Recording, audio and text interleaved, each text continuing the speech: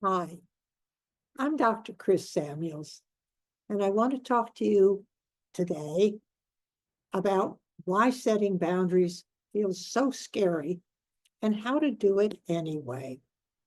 Now, if you're watching this video, you're likely in one of the most difficult chapters of your life.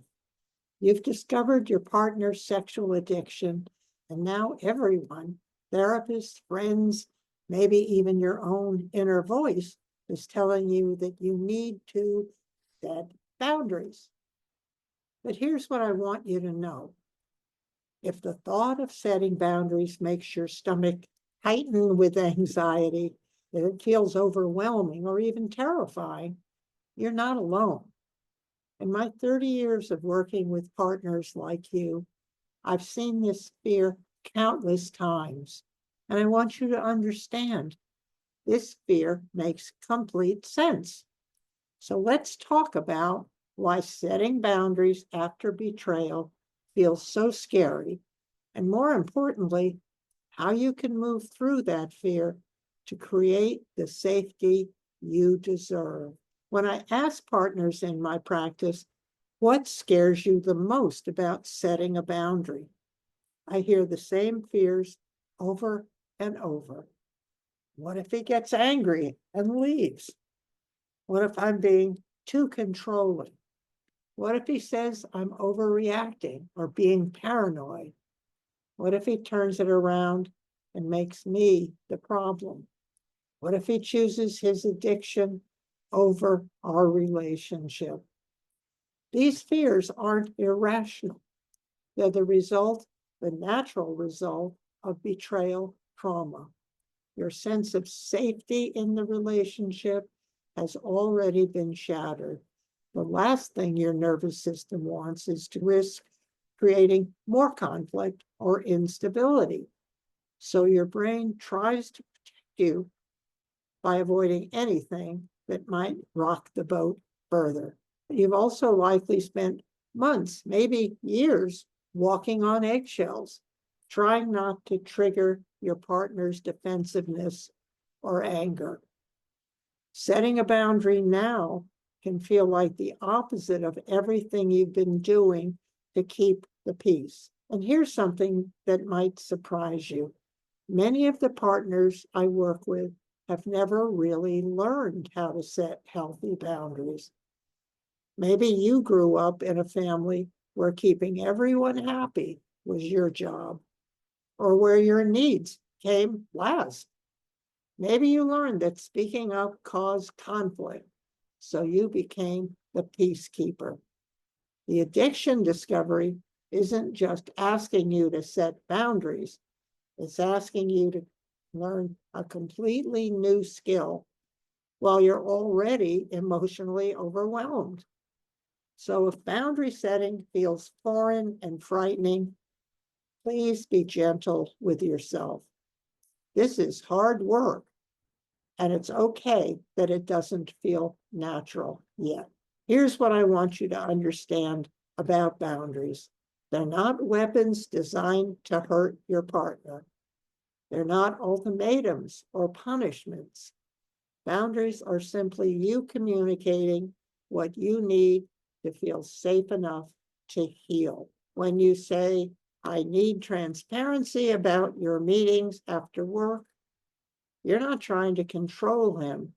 You're trying to rebuild your ability to trust your own reality. When you say, I need space from physical intimacy right now, you're not punishing him. You're protecting your heart while it's still tender. Think of boundaries like guardrails on a mountain road. They're not there to limit the driver. They're there to make the journey safer for everyone. The partners who heal most fully are those who eventually learn to honor their own needs, even when it feels uncomfortable. So, how do you actually set boundaries? Let me give you some practical steps. One, start small. You don't have to set every boundary at once. Pick one area where you feel most unsafe and start there. Maybe it's asking for a daily check-in about recovery activities, or requesting that difficult conversations happen when you're both calm. Write it down first. Before you have the conversation, write down what you need and why. This helps you to stay clear when emotions run high. Something like, I need you to attend your group therapy sessions consistently because it shows me you're taking recovery seriously, and that helps me feel safer. Remember, their discomfort is not your emergency. This is crucial. If your partner gets uncomfortable or defensive about your boundaries, that's information about where he is in his recovery. It's not proof that your boundary is wrong. Expect the fear, but set the boundary anyway.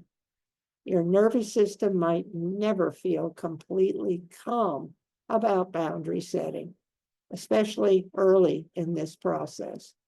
That's okay.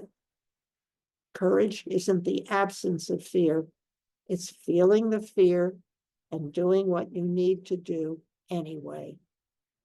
You're not responsible for managing his emotions or his recovery. You're responsible for your own healing. If you're worried that your boundary might end the relationship, consider this: a relationship that can't survive your basic need for safety and honesty isn't a relationship worth preserving.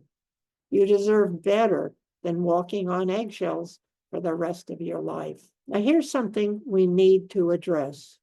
What happens when you set a boundary and your partner violates it?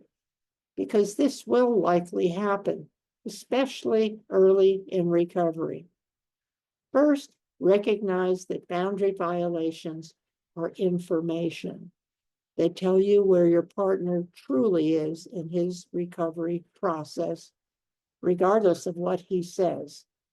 A partner who's genuinely committed to healing will respect your boundaries, even when they're uncomfortable. When a boundary is crossed, you have several options. You might need to have another conversation to clarify the boundary.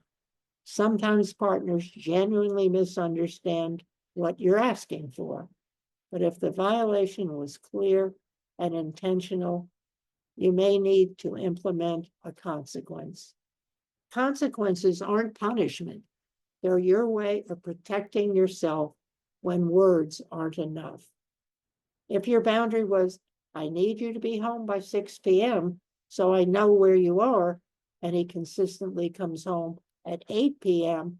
without communicating, your consequence might be sleeping in the guest room that night or taking space to consider what this means for your healing. The key is to follow through. A boundary without a consequence is just a suggestion. And here's what I've learned. The boundaries that get respected are the ones that are consistently maintained. Remember, you're not trying to control his behavior. You're responding to his choices in a way that protects your own well-being. Here's what I've seen over and over in my work. The boundaries that feel scariest to set are often the ones you need most. That sick feeling in your stomach might not be fear of the boundary itself.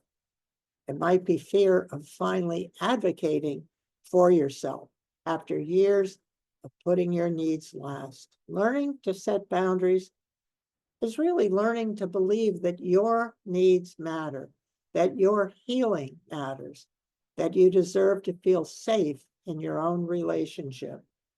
And I know that after betrayal, it can be hard to believe those things about yourself, but they're true. Your needs matter. Your healing matters. You deserve safety and honesty and respect. Setting boundaries after betrayal isn't just about creating rules for your partner. It's about reclaiming your voice, honoring your worth, and creating space for your own healing. Yes, it is scary. Yes, it is hard, but you're stronger than you know, and you deserve to feel safe in your own life. Start small, be patient with yourself, and remember, every boundary you set is an act of self-care and self-respect. You're not just surviving this trauma, you're learning to thrive beyond it. Please take care of yourself. You're doing important work. I wish you well.